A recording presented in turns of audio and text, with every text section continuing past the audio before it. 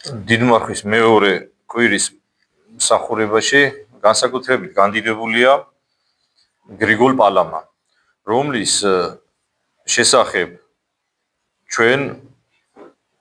ინფორმაციები მრავლად გვაქვს და ერთ-ერთ ცხოვრებაში, რომელიც წმინდა გრიგოლის შესახებ მოგვითხრობს, ასეთი ეპითეტებით არის წმინდა გრიგოლის შემგობილი. ის იყო თესალონიკის მთავარი ეპისკოპოსი, იყო ქრისტიანული მისტიკოსი და მისტიციზმში, მისტიკოსში იგულისხმება ადამიანი, რომელსაც შეუძლია ჩაწვდეს საღვთო საიდუმლოებებს. ჩვენ ვიცით, რომ სულიერ ცხოვრებაში მხოლოდ და სულიერი ადამიანი შეიძლება გაერკვეს და სწორედ ასეთი და გამორჩეული კაცი იყო წმინდა გრიგოლი, რომელიც დაიბადა მე-13 საუკუნის ბოლოს, მე-14 საუკუნის შუა წელში გარდაიცვალა და მას ასეთი საიდუმლოთა მჭვრეტელს უწოდებენ. ის იყო გამოჩენილი ღვთისმეტყველი, ის იყო კაცი, რომელმაც შეძლო გადმოეცა სწავლება, დოგმატური თვალსაზრისით ჩამოეყალიბებია სწავლება თაბორზე უქმნელი ნათელი შესახებ. თქვენ იცით, რომ მაცხოვარმა თაბორის მთაზე თავისი დიდების იმდენი გამოაწყინა, რამდენიც ადამიანს შეეძლო დაეტია და სწორედ ეს სწავლება თუ რა იგულისხმება თაბორის ნათელში, წმინდა გრიგოლს ეკუთვნის. ის არის ისიხაზმის მამათაც იწოდება, ისიხაზმში იგულისხმება ბერძნული სიტყვიდან მდუმარებას ნიშნავს და იგულისხმება ადამიანები, რომლებიც იყვნენ მდუმარებაში და ღმერთს განადიდებდნენ მთელი სულით, მთელი გულით, მთელი გონებით და პავლე მოციქულის სიტყვებს, რომელიც ღვთისგან მიიღო პავლემ, აღასრულებდნენ და იგულისხმება მოუკლებელი ლოცვა. თითოეულ ჩვენთანაც ევალება მოუკლებელი ლოცვა და ამისკენ უნდა ვესწრაფოდეთ, მაგრამ ერიში მცხოვრები ადამიანისთვის ეს ძალიან ძნელია, მაგრამ არა შეუძლებელი და სწორედ ამ სწავლება თუ როგორ შეიძლება მოუკლებელად ილოცვა, რას ნიშნავს იესოს ლოცვა, გულისმიერი ლოცვა, სწორედ გრიგოლ პალამას ეკუთვნის და ეს სწავლება მან ჩამოაყალიბა ეკლესიიდან განდგომილი, მაშინ ეკლესიის წევრი იყო ვინმე ვარლაამი, რომელიც იყო მონაზონი და როდესაც ჩადის ეს კაცი, სახელად ვარლაამი, სამხრეთი იტალიიდან იყო, კალაბრიიდან, ჩადის ათონის მთაზე და იქ უბრალო ბერებს რო ხდება ვარლაამი მონაზვნებს, რომლებმაც უთხრეს იესოს ლოცვის შესახებ და აუხსნეს უბრალო ენით, როგორ შეიძლება ადამიანმა იესოს ლოცვა ილოცოს. ვარლაამი თავს წიგნიერ განათლებულ ადამიანად თვლიდა, ის წიგნიერი კაცი იყო, ბევრი წიგნები ჰქონდა წაკითხული. თქვენ იცით, რომ არსებობს ორი კატეგორია ადამიანის, ხალხი, რომლებსაც ბევრი წიგნები აქვს წაკითხული და ცოდნა აქვს, არის მეორე განათლებული ადამიანები, რომელიც თქვენ იცით, რომ ნათელი ჭეშმარიტი ღმერთია და ქრისტიანული თვალსაზრისით განათლებულად სწორედ მორწმუნე ადამიანი შეიძლება ექნეს წოდებული და ასეთებს განეკუთვნებოდნენ მონაზვნები, რომელიც ათონზე ცხოვრობდნენ, შეიძლება თავის უბრალოებით გამოირჩეოდნენ, არ იყვნენ წიგნიერები და არ ჰქონდათ სხვადასხვა უმაღლესი სასწავლებლები დამთავრებული, მაგრამ მთელი გულით ღმერთს ემსახურებოდნენ და მდუმარების დროსაც კი ლოცულობდნენ და თავის უბრალო ენაზე რო უთხრეს ამ ცოდნით დახუნძლულ და წიგნიერ ვარლაამს, მათ დაცინვა დაუწყო და სწორედ გრიგოლ პალამა, რომელიც შესახებ ვიცით, რომ არისტოკრატიული ოჯახიდან იყო წარმომავლობით, მცირე აზიაში ცხოვრობდა მისი ოჯახი და თქვენ იცით, რომ მცირე აზიაში ძალიან ბევრჯერ მოხდა სისხლის მღვრელი ომები, თურქმანულმა ტომებმა მრავალგზის დაამარცხეს აღმოსავლეთის რომის იმპერიის მხედრობა და ამას მოყვა უამრავი ადამიანის დახოცვა, წამება და ასე შემდეგ და მცირე აზიიდან მოკლედ დადგა მომენტი და მართლმადიდებლებმა დატოვეს და ერთ-ერთი ასეთი მომენტში მისმა ოჯახმა დატოვა მცირე აზია, გადავიდა კონსტანტინოპოლში, არისტოკრატები იყო როგორც ითხარით მისი მშობლები, მამა ადრე გარდაიცვალა და რომის აღმოსავლეთის რომის იმპერიის იმპერატორი ანდრონიკო მესამე იყო. როდესაც ვამბობთ აღმოსავლეთის რომის იმპერიაში, იგულისხმება, როგორც დღეს ისტორიოგრაფიაში მიღებულია ბიზანტიას რო უწოდებენ, თორე მაგალითად ერთი ისტორიკოს მიაჩნია, თუ კი არ მიაჩნია რაღაც წყაროებზე და დაკვირვებით ჩვენ ადრეც ვაქვს ეს ნათქვამი, მაგრამ თქვენ რო იცოდეთ, ვინც არიყავით და შეიძლება იცით და გაგახსენოთ, ისტორიოგრაფიაში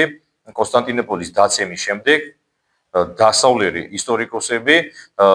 კონსტანტინოპოლს და აღმოსავლეთ რომის იმპერიას ბიზანტიას უწოდებდნენ. მიზან მიმართულად არ უწოდებდნენ რომის იმპერიას, იმიტომ რომ მათ მიაჩნდათ, რომ რომი მხოლოდ და მხოლოდ დასავლეთში იყო. მაგრამ ისტორიული წყაროები თანამედროვე და კონსტანტინოპოლის დაცემამდე აღმოსავლეთ ნაწილს სწორედ რომის აღმოსავლეთის იმპერიად ასე მოიხსენიებენ და ანდრონიკო მესამე იყო მაშინ იმპერატორი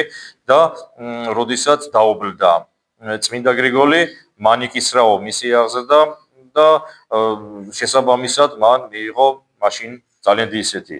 სერიოზული განათლება, შეისწავლა საერო მეცნიერებები, თავისთავად საღვთისმეტყველო მეცნიერებებშიც როგორც გითხარით, ღრმად განსწავლული იყო, 18-20 წლის იყო დაახლოებით, გადაწყვიტა წასულიყო მონასტერში. კაცი, რომელსაც შეეძლო საერო ცხოვრებაში ძალიან დიდი რაღაცები მიეღწია. მაგრამ მან გადაწყვიტა, რომ მთავარი და ყველაზე მნიშვნელოვანი ღმერთთან ერთობა, ღმერთთან ახლოსყოფა და მიდის მონასტერში, მკვიდრდება ათონის მთაზე.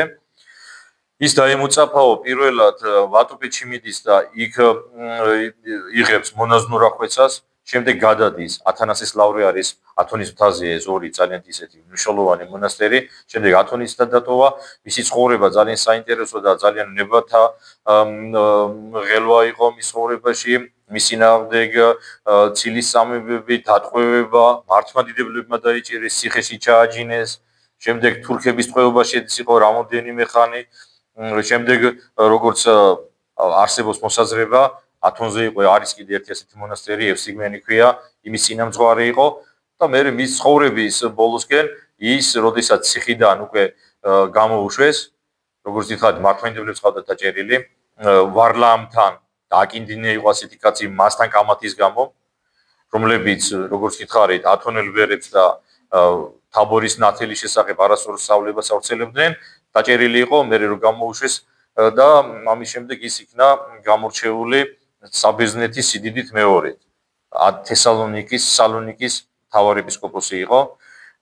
და საოცარი ის იყო რომ რაღაცა პოლიტიკური მიზეზების გამო სალონიკში ასეთი დიდი მამა არ შეუშვეს და გარკვეული პერიოდი ეპარქიის გარეთ იყო და სხვაგან ცხოვრობდა მე ღვთისგანგებულებით შედის ქალაქში და სალონიკში აღესრულა წმინდა გრიგოლი მისი საფლავი სალონიკის ერთ-ერთ ტაძარშია რომელიც მის სახელზე აშენებული და მოკლედ ესე მრავალტანჯულად გაიარა ცხოვრება წმინდა გრიგოლმა და რატომ მაინდამაინც ის იმიტომ რომ ჩვენ ვიცით ეკლესიის ისტორიაში უამრავი წმინდა მამა იყო რომელსაც უდიდესი შრომები დაწერა და ასე შემდეგ და რატომ მაინდამაინც წმინდა გრიგოლი იქნა და გრიგოლის ხსენება იქნა განჩინებული დიდმარხვის მეორე კვირაში როგორც ითხარით ის უკვე მე-14 საუკუნეში მოღვაწეობს და ამით ჩვენ ეკლესია გვასწავლის რომ სულიწმინდის მადლის მოხვეჭა გაღმრთობისკენ სწრაფვა ყველა ეპარქიაში შესაძლებელია თან ასევე წმინდა გრიგოლმა ჩვენ გვასწავლა რომ განსაკუთრებით ლოცვა არის საჭირო ღმერთთან ერთობისთვის და დიდი მარხვა არის პერიოდი როდესაც ჩვენ უნდა ვეცადოთ რომ ჩავღრმავდეთ ქრისტიანულ სათნოებებს ესე ვეცადოთ რომ მოვიპოვოთ ლოცვა მოუკლებელი და ამის და თან კიდე ერთი